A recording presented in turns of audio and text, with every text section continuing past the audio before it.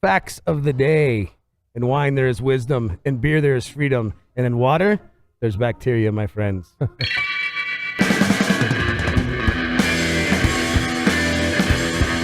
ever drink the water is what I'm really at. I figured that was fitting for today's we are only going to drink alcohol today. I didn't even bring my coffee, which is understandable. Welcome, everybody, to the podcast. My name is Cody Storts, and you are once again hanging out with us large and in charge, but now at Left Coast Brewery Tasting Room in Irvine, which I'm so glad to be here. I haven't been to this one yet, but I've been to you guys' original spot, and the beer is never bad. No. I appreciate that. You know what I mean? Like, and even if it is bad, I'd still just chug it and try a different one. That's just the truth, right? I'd never bitch more than twice, and the first time it only because my mouth was full. That's the consumer we're looking for. We want the adventurous to try a little bit of everything. And we got something for everybody. And sitting with me, he's going to be, he always has like the most modest title in the world, you do, Mr. Martin. But I think you're one of the like godfathers of the person who put fucking craft beer on the scene in Orange County, whether you like to admit it or not. I was just part of a process with everybody else out there. See what I mean? It's always a modest, like, no, man, no. But really, there was only a couple of you guys. We won't mention the other guys because, you know.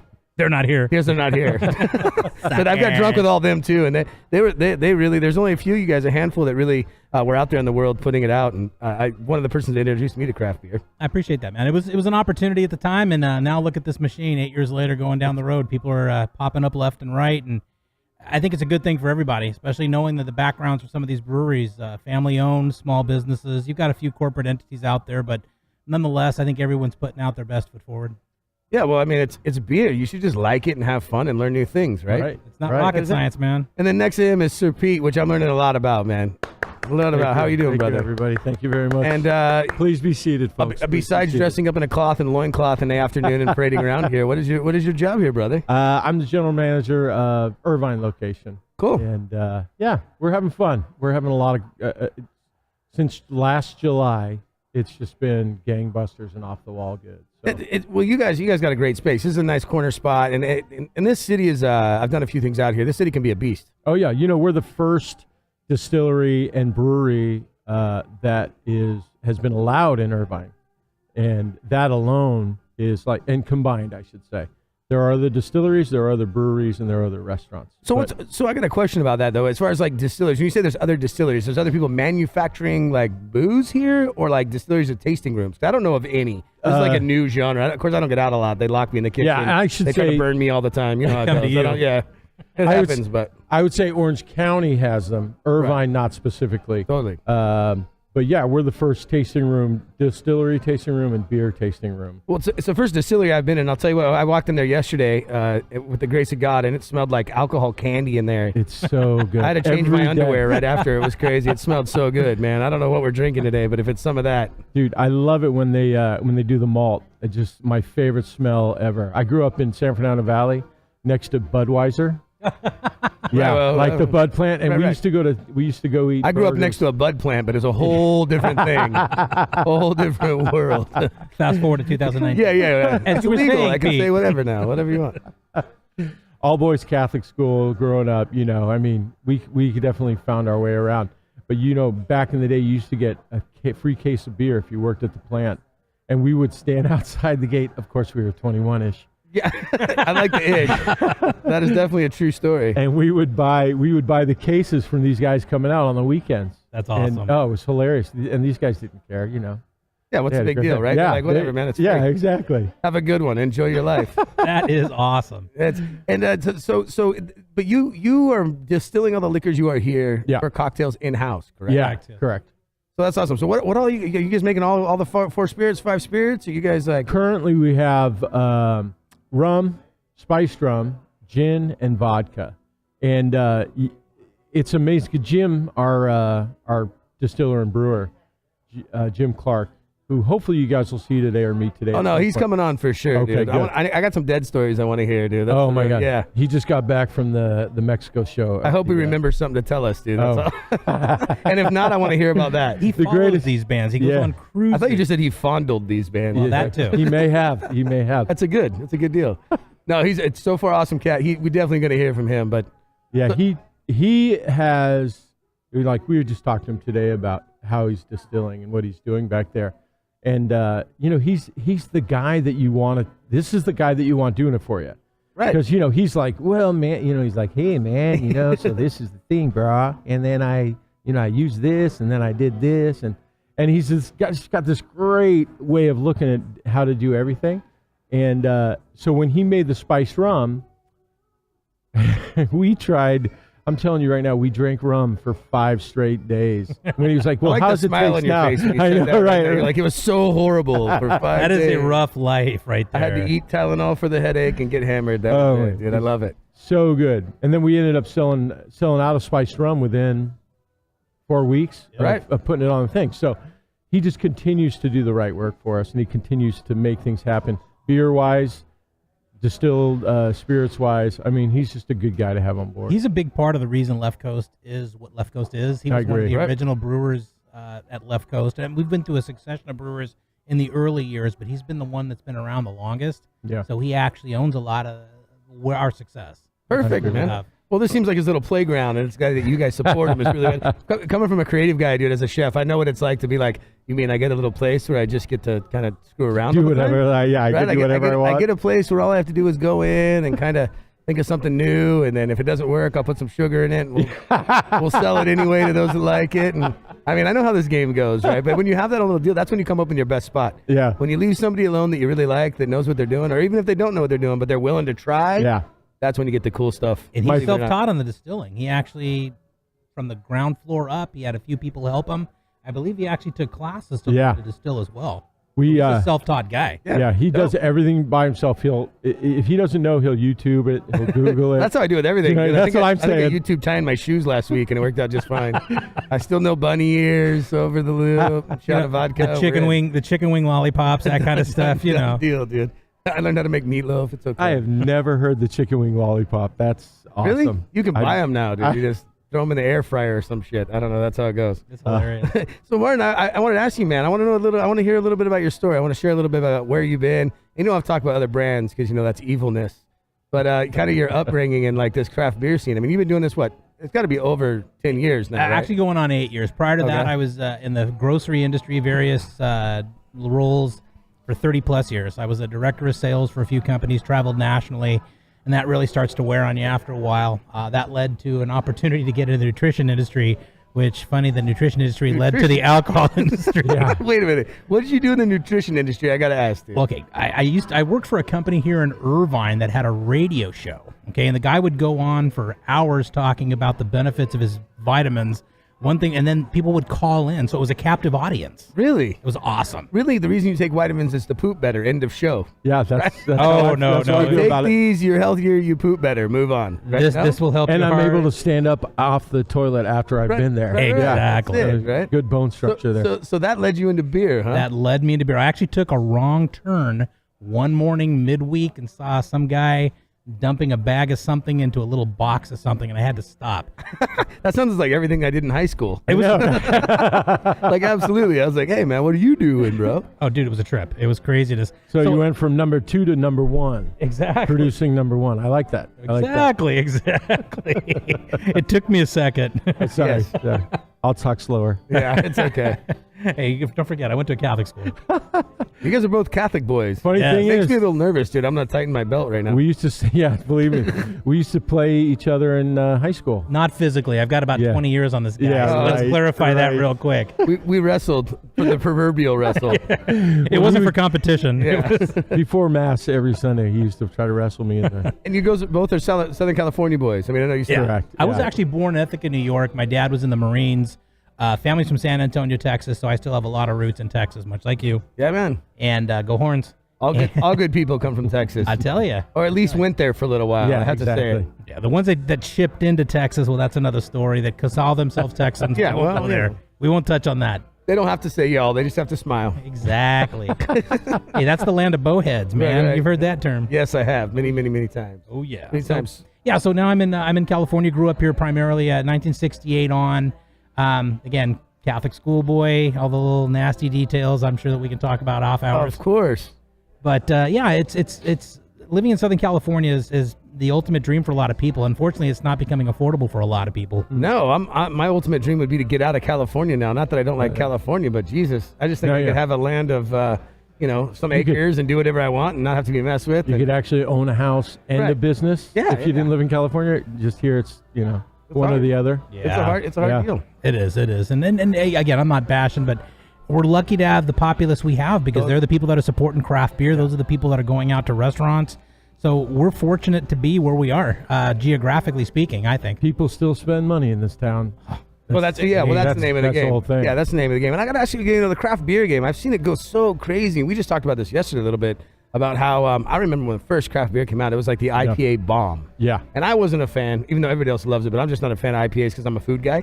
Doesn't mean they don't taste bad. They don't taste good or whatever. I mean, I'm not bashing them, but man, the trek that I've seen of the movement that craft beer has caused of like how many good breweries are there like pushing one envelope and then it takes off the double stouts, the barrel age, the freaking. And I almost can't keep up with the flavor profiles of what's like the coolest thing now. Right. Now I'm like, I just want a crisp beer, I guess. Like, I don't know. There's like, a lot what do of. you guys think about that, man? Like, how's this all working out? Let's ask Pete. He sees the general public day in, day out. Well, yeah, I believe you're right. I believe that everybody comes in here with the IPA attitude is what I call it. Right. So they want to know, first of all, and that's great for us because we know. Yeah. And we talk about Simcoe hops. We talk about Mosaic hops. We do a whole beer, a line of beers called Simply, and then the hops, whatever they're using. And we only use that hops for it. And here's what I'll tell you is those sell more than most everything else. 100%. Because it's a pure, like you say, crisp. Now, I like an IPA, but I'm not a huge fan of all IPAs. I am a Una Mas guy. That's my favorite beer that we make. And I'm a huge fan, dude. oh, it's so good.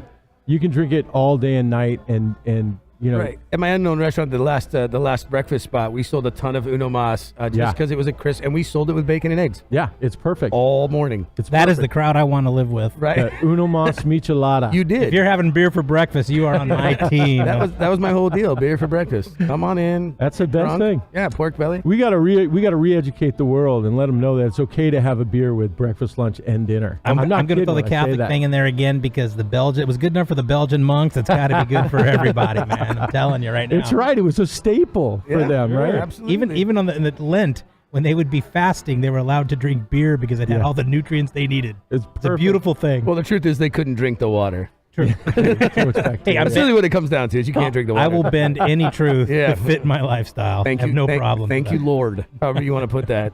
Yeah. So the movement, what do you think pushes those trends, though, man? I'm so intrigued. Like food does its own thing, but Here's what I'm going to tell you from my point of view. sure. What we see is people are coming in now, and it's like wine. And they're like, oh, I want to try that beer. And, hey, we have these amazing dishes that go with it. We do barbecue here. And barbecue for us is a great accompaniment to beer. Excuse me. Now, if you get a pork sandwich, which our pork sandwich is amazing with coleslaw on it and bacon, it's just ridiculously That was good. Yeah. It was porkorific, dude. I Right? was down, man. I had Yeah. it yesterday. I stuck They it throw up. in And you get that sweet pork, and you're like, well, what's going to go well with that? Well, we can pair almost like 4 different beers with that without issue, like the Una Mas first Right. comes to mind. The Blonde Marvel, because it's an easy drinker. But then if you want to get a little crazy, we do like maybe the Razzmustache, which is a stout brewed with Stash Company coffee, cold brew. I was like, deal with stash. Like, it's a whole new thing for me. Oh, my God, it's so good. not if you're in Nevada, Lagunitas. Yeah, right, exactly. And that beer comes down, and it's just a great stout. It's not overwhelmingly sweet or anything like that, but it provides such a great flavor profile compared to that pork sandwich. And so we're having those conversations every day with these people that come in here, and they're starting to realize, oh, this is just like wine. Right. This is- It's 100%. yeah. And the flavor profiles and the interest of what am I going to serve with this and what's going to go well. I mean, French fries go well with everything. We can all admit to that. It doesn't matter what you're Well, drinking. yeah. But at Winning the- with cheese and French fries. yeah, cheese and beer cheese especially, which is what we serve here, 100%. right? And so these people come in and we've got a captive audience. We've got the best people in the world. We got Blizzard Entertainments by us. Of course. All these young people all around us who love beer come in here, and they have a passion for it, and they're teaching us stuff about it. They're course. talking to us about it. So it's just this great learning experience for everybody in here, and I think at the end of the day, that's all we really want. We want people to come in, have a great time, taste great beer. And that's the beauty of it, because it is becoming a community entity, if you will, because people take ownership. They want to come and they want to hang out. They want to be someplace. Whether it's our brewery, whether it's the brewery a couple of miles away, the locals come and they spend time there, and that's your advocate out in the marketplace. That's why the beer scene is where it's at right now in Southern California, is because people have taken the time to go out and visit these places. They've gone to the restaurants that are pouring these specific beers. They go out and talk to people. I'd like to say they're educated, because they are. Because these people know now what they want to drink, and they're keeping up with the trends. They're reading about it. Yeah. Now, the downside to that is the anonymity of social media. See, Mark's using big words now. I just learned that word today. Yeah, I mean, I'm gonna write that down. Does anyone have a pen? Yeah, I just wanted to quote that. He's using big words now. When I booted up the laptop today, that was the first word that came up, anonymity. As in, we're not going to tell you what sites you went to. That's part of your anonymity. No, just kidding. We won't report this to all of Google, and don't tell Alexa. Exactly. Just incognito the whole thing. All right, it's easy Alexa, to do. what is it? No, just kidding. But yeah, that's the thing is they can be very critical if it's something they don't like. So, of course. So you have to be on your game like anybody else. I'm sure you see the same thing on Yelp and the Yelp reviews. Are you kidding? Yeah, I get beat up all the time. You get brutalized. And it's always over, they didn't put ketchup on the side of my plate, or my bacon was wet, or whatever the case is. And I get that, because people, they have a choice. Right. So you better be on your top game when those things happen. Well, so we talked about it a little bit yesterday, dude. How is playing the barbecue game here, dude? I'll let that to this young guy. How is playing the barbecue game in California? You know what? Because I know I've opened 4 full barbecue concepts. One of them in Southern California, and I stand by it's the hardest genre Absolutely. to hit and to make people happy. I mean, burgers are easy, everything's easy, but everybody does it. But barbecue, really, that's a hard one, bro. I got to give you hats off. And yesterday I went, dude, good job. This is good. Thank you for saying that. This is the palette you want to hit to make 90% of people happy and 10% of people mad. Yeah, this is it, right? So we started with a great menu with Jason, who originally put together our menu, and great chef, young guy from Kansas City. Cool. So then once you get that menu together for barbecue, and you're like, this guy's a pure Kansas City dude, and he's making Kansas City style barbecue, and you bring it to California, and they look at you and they go, we don't really know the difference between Texas style or nobody has a freaking clue out here. Dude. Or By the way, Santa Maria tri-tip. When you go to Santa Maria, I went and looked. Hey, nobody making tri-tip in Santa Maria. It's a dog shit. Yeah, there's no real thing. So that's how much Californians know. And I'm not, and not saying there's not good barbecue out here. Yeah, but they just don't know. They still have an elevated palate for all food that they eat. Yeah, they want and that's okay. And so you have to. So we stopped and we said, oh, you know what? Although we have great barbecue, we still need to cater to the people that are eating it. So what are we going to do? We talked to the chefs that we have now in back that are running the kitchen with Jason as an executive chef. And we said to these guys, hey, every day we're going to talk about this for the next 6 months. So don't get stuck in your ways. Don't say this is the only way we're going to do it. The only thing I can guarantee you is change. Yeah, exactly right.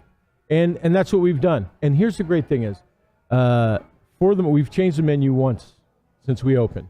And for the most part, everything that we've put on the menu now has roots in Southern California cuisine. So burgers, we do a brisket burger. Right, which looked awesome. I didn't try it yesterday. Absolutely wonderful. The meatloaf sandwich, which is made with brisket for the meatloaf, is another amazing thing. Great flavor to it. And we sell out of that almost every single day. Perfect. The meatloaf goes out like crazy. And I think it's approachability. I think you're hitting a crowd that your price point has got to be a thing. Yeah. And just to make people happy in barbecue is it's such a broad genre that once you're in it, man.